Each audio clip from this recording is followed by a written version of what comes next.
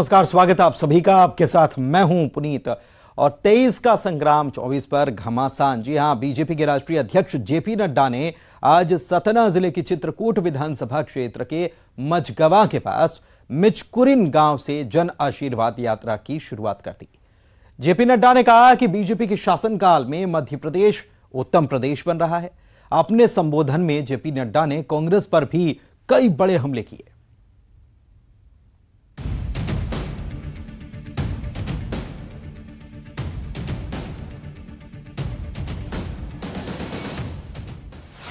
चित्रकूट से बीजेपी का चुनावी शंखनाद।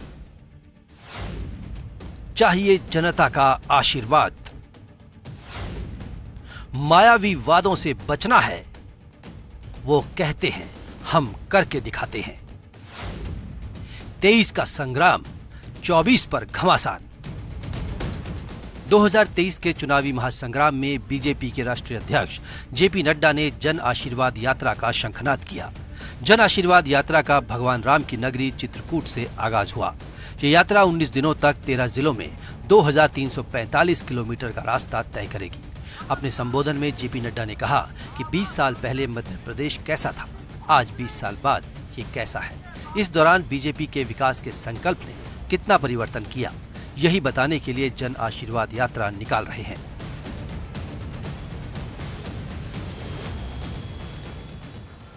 मित्रों, अभी कुछ दिन पहले भारत के यशस्वी गृह मंत्री ने एक रिपोर्ट कार्ड आप सबके सामने, मध्य प्रदेश की जनता के सामने रखा था। उस रिपोर्ट कार्ड के माध्यम से हम जनता को यह बताने जाएंगे कि कैसे 20 साल पहले का मध्य प्रदेश था और कैसे आज 20 साल के बाद मध्य प्रदेश का परिवर्तन हुआ है। नड्डा ने 15 महीने की कमलनाथ सरकार पर भी हमला बोला। नड्डा ने कहा कि कमलनाथ की सरकार भ्रष्टाचार की सरकार थी। बीजेपी ने विकास किया तो कांग्रेस ने विनाश करने में कोई कसर नहीं छोड़ी। शिवराज जी ने जहां इसका विकास किया, बीजेपी की सरकारों ने जहां इसका विकास किया, वहीं विनाश करने में कांग्रेस की सरकारों ने कोई कसर नहीं छोड़ी थी। ये भी आपको ध्यान में रखना चाहिए। आपको याद है ना, कमलनाथ का करप्टनाथ का की सरकार याद है आपको? आपको याद है कि नहीं है? आपको याद है कि नहीं है कि कमलनाथ की सरकार भ्रष्टाचार से युक्त सरकार थी? आपको ऐसी सरकार चाहिए क्या? बीजेपी के राष्ट्रीय अध्यक्ष ने कांग्रेस पर हमला करने के साथ ही जनता से जीत का आशीर्वाद मांगा। नड्डा ने कहा कि 2023 में दिसंबर में आशीर्वाद देकर मध्य प्रदेश में बीजेपी को जिताएं और फिर 2024 में मोदी जी को आशीर्वाद दें। और मित्रों, आपने 2023 के दिसंबर में मध्य प्रदेश में आशीर्वाद देना और 2024 के मई में मोदी जी को आप फिर से आशीर्वाद देंगे और भारत दुनिया की तीसरी आर्थिक महाशक्ति बन करके आएगा। ये हमारी गारंटी, ये प्रधानमंत्री जी की गारंटी है। जनसभा को संबोधित करते हुए सीएम शिवराज सिंह ने भी कांग्रेस पर जोरदार हमला बोला। शिवराज सिंह ने कहा, कांग्रेस भ्रम फैलाएगी, झूठ बोलेगी, लेकिन कांग्रेस के मायावी वादों में जनता ना आए। कांग्रेस सिर्फ कहती है, हम करके दिखाते हैं। कांग्रेस गंदगी फैला रही है, गंदे गंदे आरोप लगाएगी। उनके पास और कोई बात चीज नहीं है, भ्रम फैलाने की कोशिश करेगी। लेकिन कांग्रेस के मायावी वादों में मत आना। पहले 900 वादे किए थे, एक पूरा नहीं किया, अब फिर हमें पटियाने की कोशिश कर रहे हैं। अरे वो कहते हैं, हम तो करके दे देते हैं। बीजेपी पहली बार मध्य प्रदेश में एक साथ 5 यात्राएं निकाल रही है। पहले चरण की यात्रा सतना जिले के चित्रकूट विधानसभा क्षेत्र के मझगवा के पास मिचकुरिन गांव से शुरू हुई। पहले अमित शाह और अब जेपी नड्डा ने यहां चुनावी माहौल को चार्ज कर दिया है। इससे साफ है कि मध्य प्रदेश बीजेपी के लिए कितना अहम है।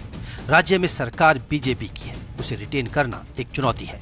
फिर लोकसभा की 29 में से 28 सीटें भी बीजेपी के ही पास है। 2024 का संग्राम जीतने के लिए मध्य प्रदेश की ये 29 सीटें बड़ी भूमिका निभा सकती हैं। Bureau report, news 18। तो आज तो महज चित्रकूट से यह आगाज हुआ है। राष्ट्रीय अध्यक्ष जेपी नड्डा जो हैं उन्होंने इसको हरी झंडी यात्रा को दिखा दी है, लेकिन इसके अलावा बीजेपी के तमाम दिग्गज नेता जो हैं वो भी अलग अलग क्षेत्रों से यात्राओं को हरी झंडी दिखाने वाले हैं। चाहे वो बात कर ली जाए नितिन गडकरी की, अमित शाह की, या फिर इसके अलावा राजनाथ सिंह जो हैं वो भी हरी झंडी दिखाने वाले हैं। तो आज इस यात्रा को लेकर सबसे मुख्य बात जो रही वो जेपी नड्डा ने कहा कि हम 20 साल पहले के मध्य प्रदेश का भी जिक्र करने वाले हैं। शैलेंद्र सिंह चौहान हमारे संवाददाता हमारे साथ भोपाल से लाइव जुड़े हुए हैं, सीधे उन्हीं के पास चलते हैं, उनसे बात करते हैं। शैलेंद्र, बीजेपी बार बार ये कह रही है कि 20 साल पहले के मध्य प्रदेश की स्थिति क्या थी हम ये बताएंगे। क्या ये पता है कि एक बहुत बड़ी आबादी 20 साल पहले मध्य प्रदेश कैसा था, अब कैसा है, वो शायद नहीं समझ रही है? क्योंकि बीजेपी को ये पता है, क्योंकि बहुत लंबा गैप हो गया है और लोगों के ज़हन से शायद वो पहले वाली मध्य प्रदेश की तस्वीर गायब हो गई है, इसलिए बार बार ये बीजेपी ये कह रही है। जी देखिए, बिल्कुल भाजपा के कैंपेन में हमेशा पूर्व मुख्यमंत्री दिग्विजय सिंह होते हैं। वो बार बार 20 साल पुराना वो कार्यकाल याद दिलाते हैं। दिग्विजय सिंह को बंटा ढार कहकर बार बार पुकारा जाता है कि उस टाइम उन्होंने किस तरह मध्य प्रदेश की हालत कर दी थी, चाहे सड़क हो, बिजली हो, उद्योग हो, ये सभी मुद्दों को बार बार याद दिलाया जाता है। क्योंकि भाजपा ये मानती है, या भाजपा को हमेशा ये लगता है कि जब जब भी दिग्विजय सिंह का नाम लेकर बात आती है तो उसका खामियाजा कांग्रेस को भुगतना पड़ता है। क्योंकि दिग्विजय सिंह हमेशा किसी न किसी बयान से भी कंट्रोवर्सी में होते। तो 20 साल पहले जो वोट, अब इतने 20 साल में इतनी बड़ी वोटर्स बढ़ चुके हैं, तो जो युवा वोटर है उसको कनेक्ट करने के लिए उसे वो दौर याद दिलाया जाता है कि किस तरीके से 20 साल पहले मध्य प्रदेश की स्थिति थी, बुरे हालात थे। और उसी तरह से कांग्रेस का जो बीच में 15 महीने का कार्यकाल 2018 के बाद आया था, उस 15 महीने के कार्यकाल को भी आज बार बार जेपी नड्डा ने याद दिलाया।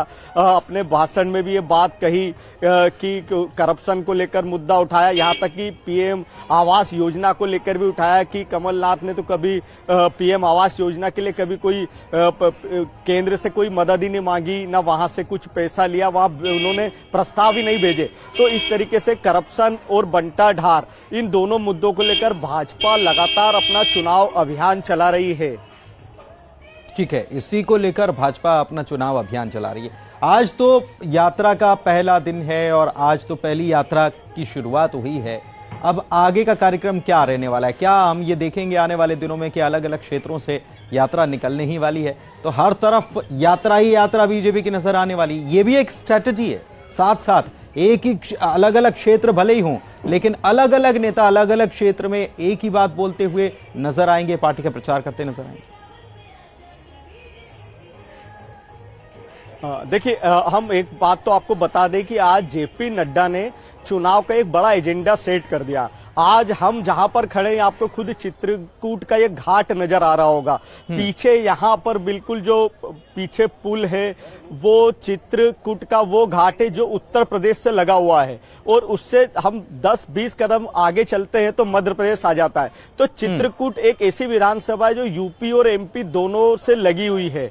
तो यहाँ पर जन आशीर्वाद यात्रा निकालने के लिए भाजपा का एक बड़ा एक मंसूबा बहुत ही साफ है कि वो कहीं ना कहीं एक पैटर्न सेट करना चाहती है। हिंदुत्व को लेकर भाजपा का रुख बहुत ही साफ है, और जिस तरह आज कामता नाथ की पूजा की, अर्चना की, भगवान आगे जो यात्रा निकलने वाली है वहां पर भी कोई जो धार्मिक स्थल है वहां से पहले पूजा अर्चना होगी और उसके बाद यात्रा आगे बढ़ेगी। बहुत शुक्रिया शैलेंद्र आपका इस जानकारी के लिए। बढ़ते हैं आगे। पूर्व मुख्यमंत्री उमा भारती ने एक बड़ा बयान दिया है। जन आशीर्वाद यात्रा में मुझे बुलाया नहीं गया, मुझे निमंत्रण नहीं दिया गया।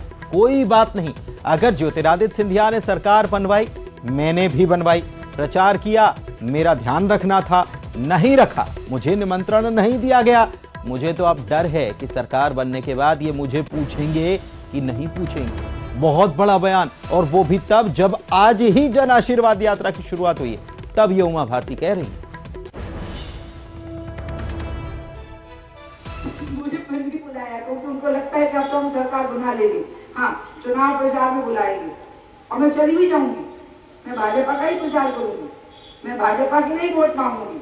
लेकिन मेरे मन में ये सवाल जरूर आता है कि ज्योतिरादित्य सिंधिया ने आपकी सरकार बनाई तो मैंने भी तो एक पूरी सरकार बना करके दी थी, और ज्योतिरादित्य सिंधिया मुझे बहुत प्रिय हैं, मेरे भतीजे हैं, मुझे बहुत प्रिय हैं, प्राणों से बढ़ के प्रिय हैं।